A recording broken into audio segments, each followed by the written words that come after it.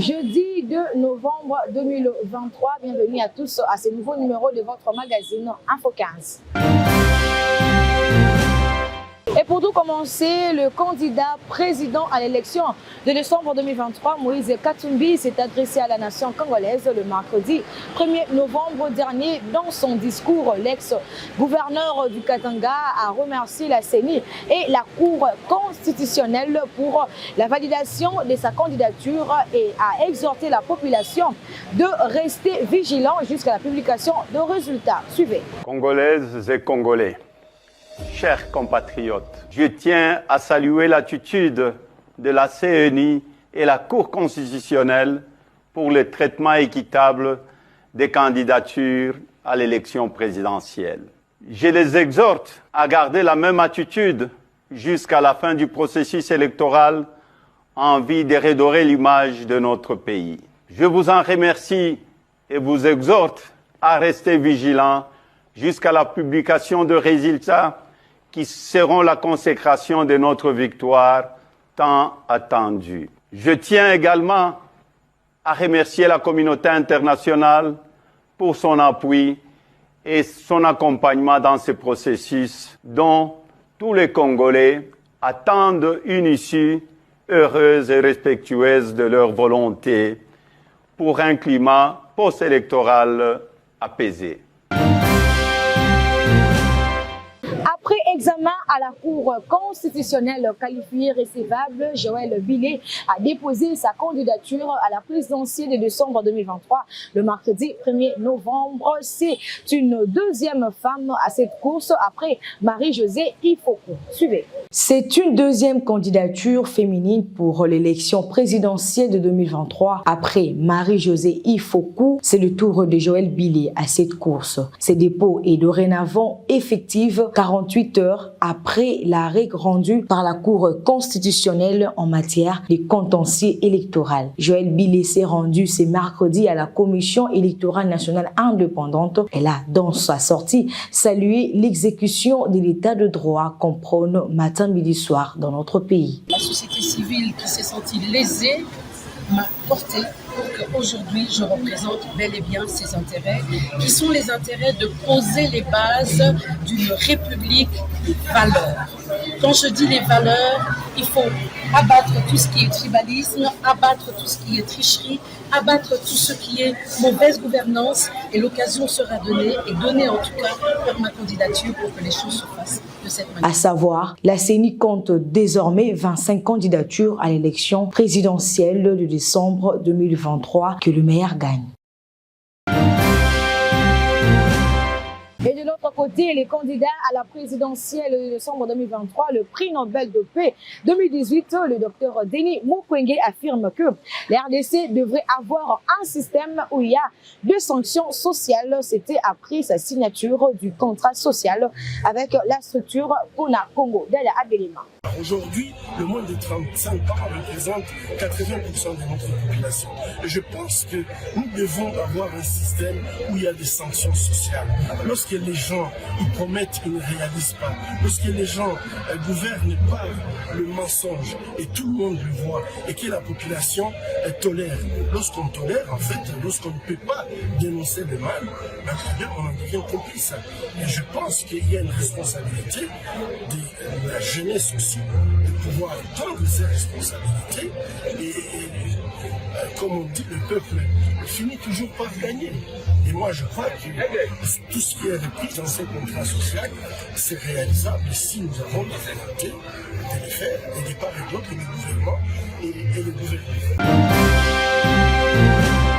Dans les restes de l'actualité, après la déclaration des candidats présidents de l'élection présidentielle de décembre 2023 exigeant à la CENI de publier les listes définitives des électeurs, la centrale électorale a, dans un communiqué, précisé que les listes définitives seront publiées 15 jours avant le jour du scrutin. Espoir Amala. Consécutive à la déclaration des candidats de l'opposition pour l'élection présidentielle de décembre 2023 en RDC, exigeant à la Commission électorale nationale indépendante CENI d'afficher les listes définitives des électeurs dans chaque bureau de vote conformément à la loi électorale. La centrale électorale a, dans un communiqué signé le mardi 31 octobre et rendu public le mercredi 1er novembre, précisé que le processus électoral se poursuit sans désemparé dans le respect des lois, de son calendrier et des bonnes pratiques électorales, et que la publication des listes définitives des électeurs s'effectuera 15 jours avant le jour du scrutin, conformément à l'article 8, alinéa 3 de la loi électorale. Par ailleurs, cette institution d'appui à la démocratie déplore le fait que certaines parties prenantes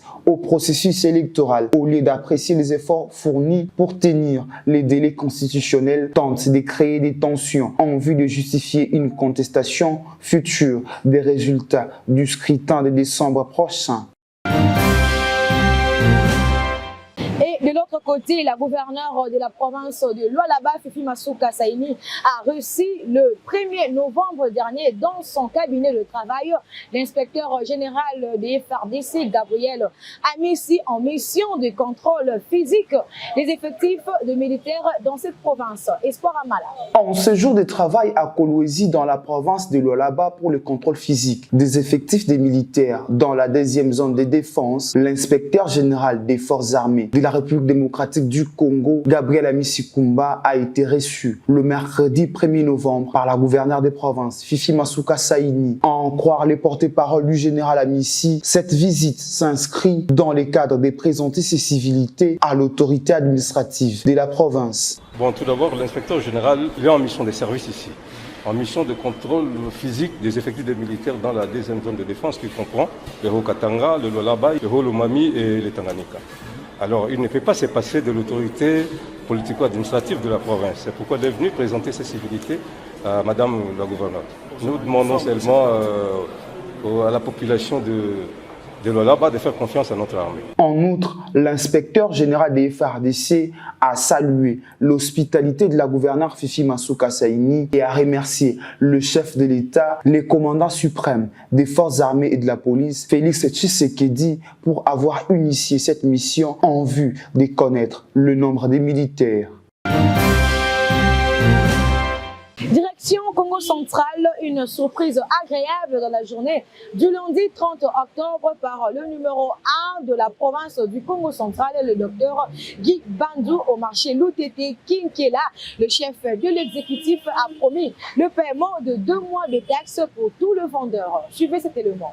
Oui, c'est une surprise inattendue de chef de l'exécutif provincial du Congo central, le docteur Guy Bandou Ndungidi, dans la journée du lundi 30 octobre 2023 au marché Loutete Kinkela, communément appelé Voindou, au quartier Songololo dans la commune de Matadi. Ayant à cœur le souci de sa population, aussitôt arrivé, il a reçu toutes les explications nécessaires auprès de l'administratrice du marché Bibiane Ntiassa, accompagnée de certains responsables du marché sur l'état de la route et aussi quelques difficultés rencontrées dans ces marchés. Comme un bon gouverneur, le docteur Guy Bandou a promis le paiement de 2 mois de taxes pour tous les vendeurs, un geste salué par tous.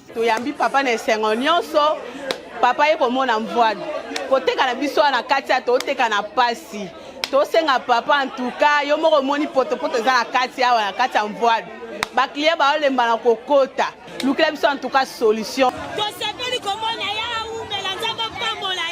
Et pour finir cette journée, le numéro 1 de la province du Congo central s'est rendu à l'abattoir public de Matadi pour se rendre compte de l'état dans lequel le vendeur exerce leur métier. Il a de même insisté sur l'hygiène vétérinaire pour certifier la viande avant sa consommation.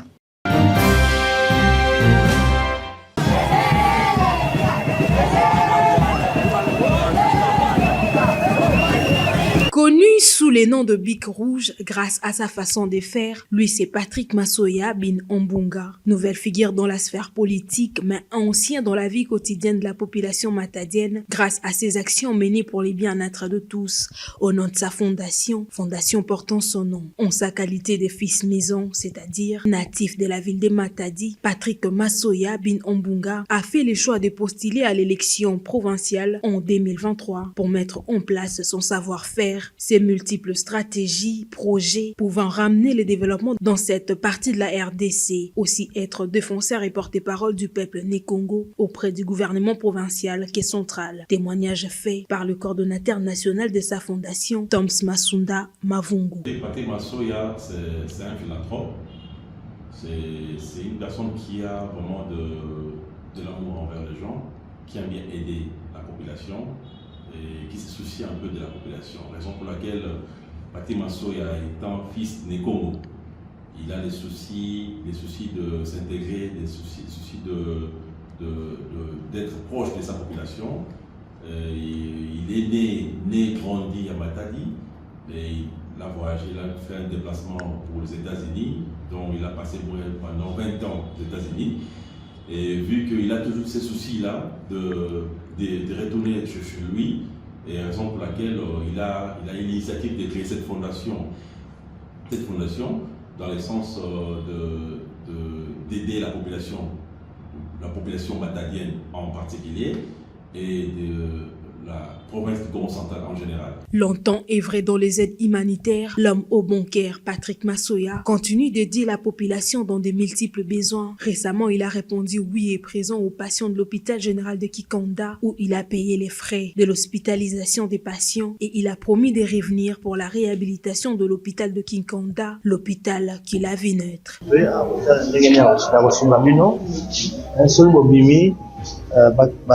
Staff nanga bako travailler na bino tout la ndenge kosalisa bino na moi quelque chose bona okolisa bona opusoko bimoke na ndako loka koleza te kolesa ini tout la kuma to so na bino toute la activité wa mkio sala bona mwana kola o tala kuma konani na wakati en tout cas que vous a bloqué awa ça n'a pas si mingi vraiment nalala quitté depuis lobby na décalé voyage na bifo na komona bino na féliciter bino sans bino ngana kozala boyete moni ezali eloko moko vraiment ya mutu ya vraiment mpona ngai eza eloko moko ete tushenga makasi pinga mona botama mpe awa nabotamaki na hôpital oyo vraiment en tout cas tosala nyonso na moki oyo nzambe apesi biso tokabola na bino totala ndenge nini boki okolisa bana oyo bolemba te vraiment. L'éducation de la jeunesse, l'autonomisation de femmes et le développement des Matadi restent les préoccupations et cheval de bataille de Patrick Massoya. Dans la province de Sud-Ubangi devient une ville chantier où les travaux de construction et réhabilitation évoluent normalement dans le cadre du programme de développement à la base 145 territoires. Marthe Moussenge. Dans le cadre du projet de développement à la base 145 territoires dans la province d'ici d'Ubangi, les travaux de construction se poursuivent normalement, précisément dans la ville de Gemena, où les travaux de réhabilitation des écoles et hôpitaux sont en cours dans certains territoires, à savoir Libenge, Gemena, Boudjala et Congo. Sujet de jouissance pour la population de ces coins de la République démocratique du Congo. Et jusque-là, ça évolue comme vous le voyez. Nous sommes au niveau, on a terminé pratiquement le crépissage à l'intérieur. Il nous reste que les carrelages. Les carrelages avec les portes et les fenêtres, tout a été déjà fabriqué. Donc on attend d'un moment à l'autre. La semaine prochaine, j'estime que l'entrepreneur va devoir déployer le matériel qui reste pour qu'on puisse terminer.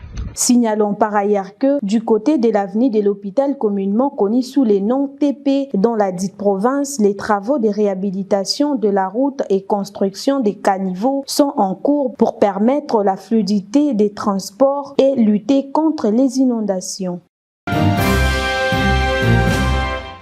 Pour finir, la fondation Mboba Nkombe Bob a effectué une descente à Selimbao au quartier Kalunga le mercredi 1er novembre 2023 au complexe scolaire Ces Femmes pour déposer les fournitures scolaires aux élèves. Il a également procédé à l'installation d'une nouvelle base de sa fondation à ces quartiers. Iris Santoto et Dala Abelema pour ses commentaires. La gratuité de l'enseignement en République démocratique du Congo, lancée par le chef de l'État Félix-Antoine Tshisekedi Tshilombo, a touché le cœur de plusieurs. Cette fois, c'est la fondation Mboba Nkombe Bob qui s'est dit prête d'accompagner cette vision en posant son premier geste. C'est le dépôt des fournitures scolaires aux élèves du complexe scolaire Ces Femmes dans les quartiers Kalunga, commune de Selembao, le mercredi 1er novembre 2023. Affecté et touché par les mauvaises conditions d'études d'élèves, caractérisé par le manque d'infrastructures appropriées après sa visite de tous les bâtiments, Eka Bokonzo,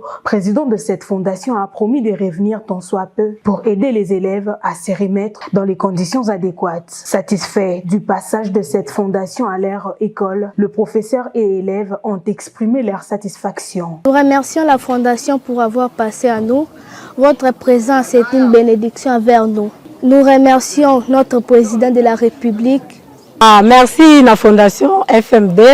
Na ndenge balekeli biso awa tondimaki te mokolo lelo tokoki koyamba bango awa mais to remercier bango en tout cas boye ina bango na nde ba memeli bana ba fourniture awa to remercier susu na tata mokonzi na ida zwaki ya gratuité en tout cas ezali kosunga makasi. Rappelons-le que s'en est suivi d'une installation d'une nouvelle base de cette fondation dans les quartiers Kalunga à Selembao avec comme coordonnateur Jacques Kibala Lumbu. La population affirme avoir intégré cette fondation vu les bonnes actions de son président menées sur terrain. Boba Nkombe Bob Aigle Bolimo Elisala. Nous finissons aujourd'hui par ici. Merci de votre fidélité. Merci au coordonnateur Pegin Sassa. Merci au DG Patrick Massoya. Merci également à toi, Christian Botei, qui était derrière la caméra, ainsi que Iris Santoto. Au revoir et prenez bien soin de vous.